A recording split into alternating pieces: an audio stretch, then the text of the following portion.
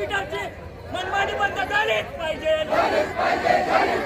अदानीच्या हॉस्पिटलची बंद झालीच पाहिजे.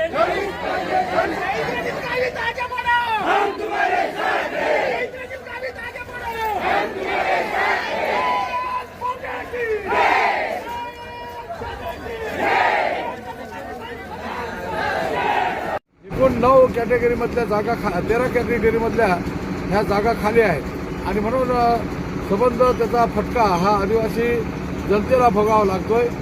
कर्मचारी अपुरे असल्यामुळं लोकांना जे काही प्रश्न आहेत ते प्रश्न लोकांचे तसेच तुंबलेले आहेत.